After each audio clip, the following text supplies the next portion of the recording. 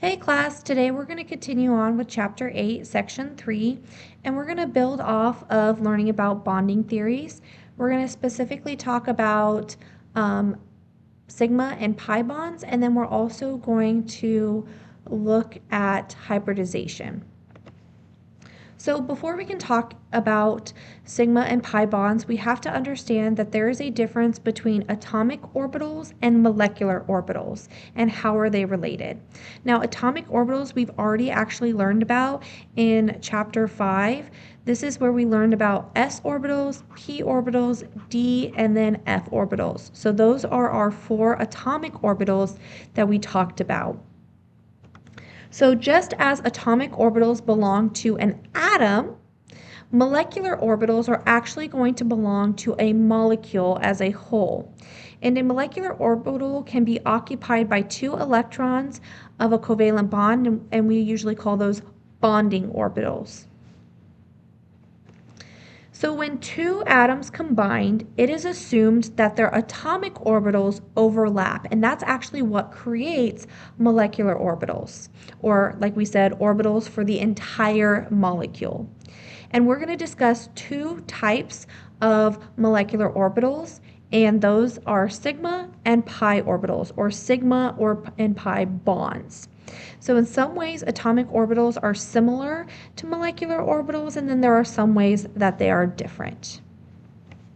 So what is exactly a sigma bond? A sigma bond occurs when 2 atomic orbitals combine and form a molecular orbital that is symmetrical around an axis. So for example, you can have an s orbital overlap with an s orbital, and when these 2 things overlap, they tend to form a big, huge kind of circular oval thing. And if we have an axis, a bond axis, it goes straight down the middle and it's symmetrical on top and bottom. And we call this type of bond a sigma bond. And we illustrate it by the Greek letter sigma, which is kind of like an O with kind of a little dip out the side of the top. Sigma bonds can also occur between p orbitals overlapping as well. So here we have a p orbital, and here we have a p orbital, and if they're sideways like this, these 2 end up overlapping and forming right here, if we have an axis, it's the same on top and bottom, another sigma bond. Pi bonds, on the other hand, are a little bit different. Pi bonds are going to be illustrated using the Greek letter for pi. So you've probably seen it in math class. This is going to occur when our bonding orbitals from our elements are going to overlap, and they do so above and below the axis. So here, if I have 2 p atomic orbitals, we're going to notice that these 2 tend to overlap above the axis, and these 2 are going to overlap below the axis, and now we see something above and below and not necessarily through the middle. And so this is what we call a pi bonding molecular orbital. Now, because atomic orbitals in pi bonding overlap less than they do in sigma, so as we can see, we have this area right here in the middle that doesn't overlap, pi bonds tend to be a lot weaker than sigma bonds. So how do we determine if a bond is going to be a sigma bond or a pi bond based on those definitions?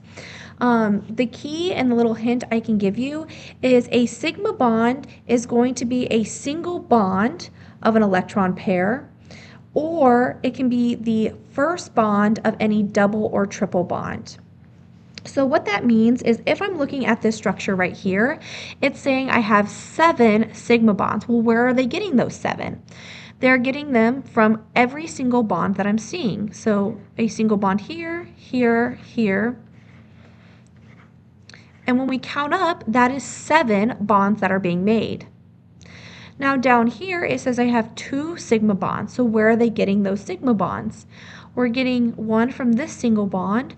And then over here, notice I have a double bond, and it's always going to be the top one. The top one's going to be our sigma. So that's where we get our 2 sigma. Even down here, I have a double bond, so that first line of a double is going to be considered a sigma bond. A pi bond is actually going to form whenever we have to move those additional electron pairs to make a double or triple. So for example, this picture right here says I have one pi bond, and that pi bond actually comes from this bond right here. Here it says I have one pi bond, so it actually comes from this one right here. So we're going to look at some examples, and I'm going to draw these out. We've been practicing these for a while, so I'm hoping that you're starting to get the hang of this. I'm going to draw out all the structures, and then if you need to pause the video, pause it so you can get them written down, and then we will continue talking about what counts as sigma and what counts as pi bonds. So here, if we were to draw it out, we have hydrogen bonded to carbon, triple bonded to nitrogen. Here we're going to get carbon double bonded to oxygen, single bonded to those two hydrogen. Here we're going to get carbon bonded to 4-chlorine, and they all have lone pairs on them. And then everyone's happy.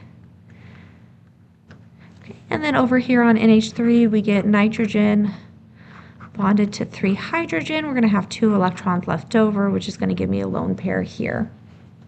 So here, what we're going to do is when we figure out sigma and pi bonds, we're always going to focus on the central atom. So I'm going to put that focus on the central. So if I'm looking at carbon right here, we're going to see how many sigma they have. And here, our sigma bond is going to be the single bond here, so that gives me 1. And then the first line, right here, the first line of a triple will count as a sigma as well. So that's what gives me my 2 sigma bonds. Now, my pi bonds are a little bit trickier. Pi bonds is going to occur whenever you have a double or triple, and it's going to be the remaining lines. So here, my pi bond is actually going to be the second line right here, and this line right here. So therefore, I have 2 pi bonds. If I look at my structure down here, my sigma bonds, again, is every single bond, and then the first line of a double. So I have 1, 2, and then this first line here is going to be my third sigma. What I like to notice about sigma is your sigma bonds is actually going to be equal to how many things you're bonding, which is really important to know. Your pi bond is again going to be if we have a double or triple. And so here we have a double, so that's going to give us 1 pi bond. If we look at NH3, we're going to figure out how many sigma, and so you're asking yourselves how many things is it bonded to? It's bonded to 1, 2, 3 hydrogens, and they're all single bonds, so I have 3 sigma bonds. And then next, what is my pi bonds? Notice if I'm looking at nitrogen, there's no double, there's no triple, so I have 0 pi. Please do not count lone pairs. Sigma and pi bonds are bonding something. Since lone pairs are not bonding anything, they will not be taken into consideration for this part.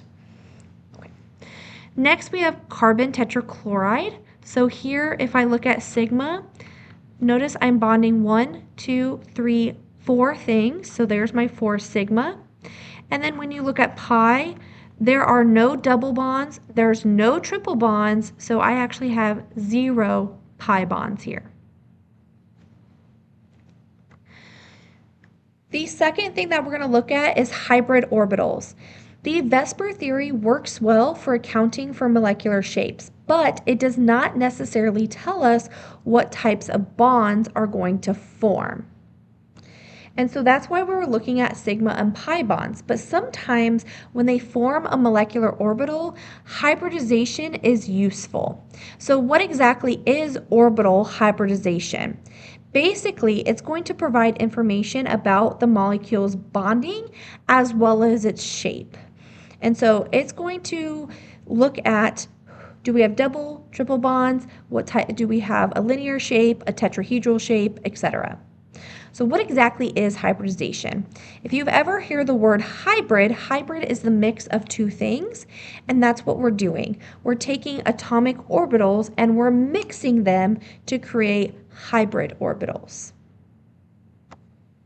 Why do we need to do this? Carbon is a very good example of showing why we need hybrid orbitals. Carbon's electron configuration is 1s2, 2s2, 2p2. Now, why is this? It's because carbon has 6 electrons total. So when we draw it, we are going to notice that our first pair of electrons pair up, our next pair up, but then we have 2 electrons that do not pair up. And so in our heads, it should make sense that carbon should only be able to make a bond with this electron and this electron, only 2 bonds, and make CH2. However, when we actually look at it, that structure is very unstable, and carbon doesn't do this. Carbon will actually end up making 4 bonds like we see with methane. So how does it make 4 bonds? How is it able to do 1 carbon bonded to 4 hydrogen? That's the question. The way they do this is hybridizing their orbitals. What they're actually doing is they're taking 1s and they're taking 3 p's to make something called an sp3. And they're taking 1, 2, 3, 4 orbitals in order to do this. So they make 4 separate sp3 hybrid orbitals. So we see sp3 and we see 4 of them. And this actually causes those electrons to all have the same energy. And so we draw them in a straight line here. And that is how it's able to make 4 bonds. When we were doing electron dot structures, and I said that some exceptions, some atoms can have 10 electrons around it or 12 electrons. The way they're able to do this is by hybridizing.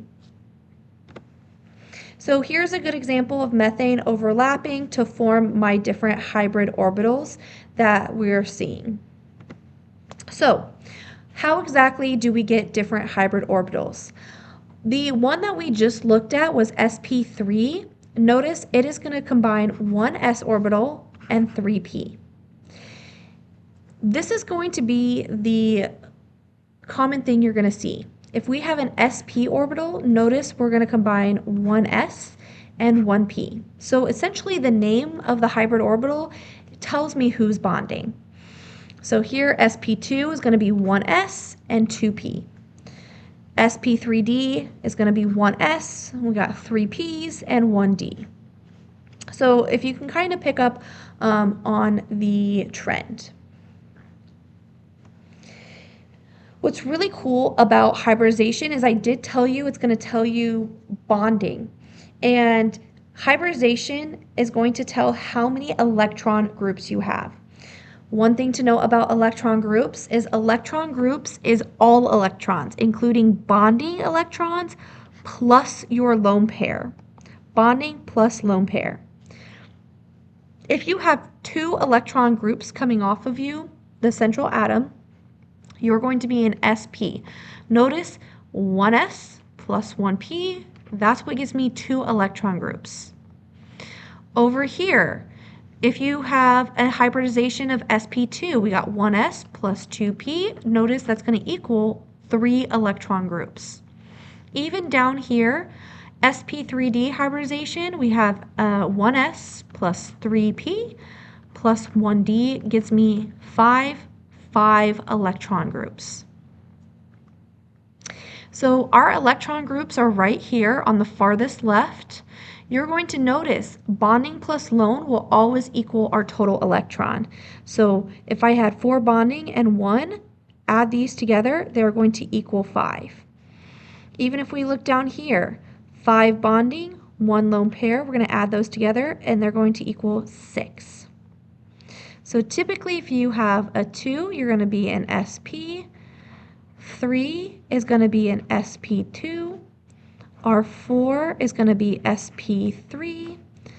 Our 5s are going to be sp3d, because notice those all add up to 5. And then our 6 is going to be sp3d2. The other thing I want us to notice is that our electron groups in hybridization can actually be tied strictly to the electron geometry. So what I mean by electron geometry is right here, the center. If you are an sp, notice you're going to be linear. Oops. If you are an sp, you're going to be linear. sp2, you're going to be trigonal planar. sp3, you're always going to be a tetrahedral. sp3d, trigonal bipyramidal, and sp3d2, you're going to be an octahedral. And you can actually see that on your sheet. Here, if you're an sp3, notice right here, the electron geometry is all tetrahedral. If you're an sp3d, notice on your sheet, all of your electron geometries is going to be trigonal bipyramidal. So it's all connected. So let's look at some examples, and we're going to determine hybridization. If we look at this, I'm going to draw them out. So we've been practicing these for a hot minute. So if you have any questions about still drawing them out, please make sure you ask. Here we're going to have carbon in the middle, double bonded to oxygen, double bonded, or not double bonded, single bonded to hydrogen. Here we get xenon bonded to 2-fluorine. Make the outside happy first, and then we're going to figure out we have a lot of lone pairs that we're going to leave on xenon. And then over here we have sulfur bonded to 6-fluorine.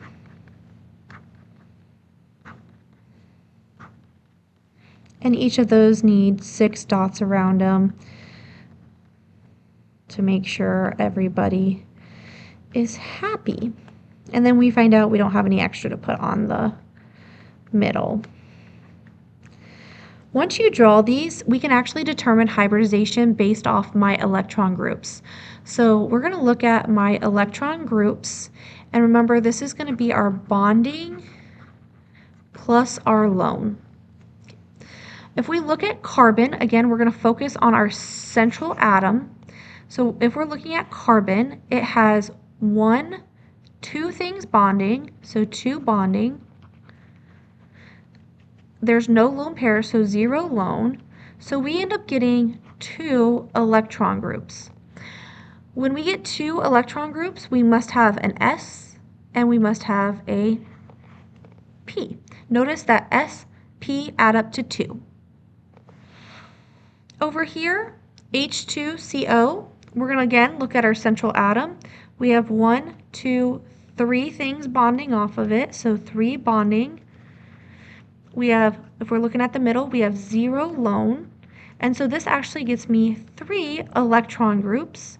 So that means my hybridization should add up to 3. We have 1 S, and then we're going to go to P, and then I need it to add up to 3, so I need 2 P's to do that. Over here, again, we're going to look at bonding and lone. So we're going to focus on the central. So xenon actually has 1, 2 things bonding off it. It has 1, 2, 3 lone, which when we add these together actually gets me 5 electron groups. That 5 electron groups is going to be equal to a hybridization that adds up to 5. We're always allowed 1 S. P can only go up to 3, and then D will be next. So 1 plus 3 plus 1, that's what we get our 5. And last but not least, SF6. If we look at this, we have sulfur, we have 6 bonding, and then there are 0 lone pairs, which gives me 6 electron groups total. So that means my hybridization should add up to 6. We have an S, P can go up to 3, so it gives me 1 plus 3 gives me 4, plus my D is going to get me 2. Now, if you are somebody that is a little bit confused of why must I only have 1 S, why must I have 3 P, etc., that kind of goes down to what we talked about in Chapter 5. S will always have 1 orbital, 2 electrons. P will always have 3 orbitals, 6 electrons. D will always have 5 orbitals, 10 electrons. And F will always have 7 and 14 electrons. Then our last question, how many hybridized orbitals form when one 2s orbital hybridizes with 3 2p orbitals? So we have an S, so one S, and we have a P, but notice we have 3 of them. So we have an sp3. So notice that this 2 did not matter at all, actually. That was just telling my energy level that was bonding. Now, how many sp3s are going to be created? Well, how many things did we mix? We took 1, combining it with 3, so 1 plus 3, I actually get 4 sp3 orbitals that are created. So again, 4 sp3. And that's the end of today's lesson. Please make sure you let me know if you have any questions, and I hope you guys have a great day.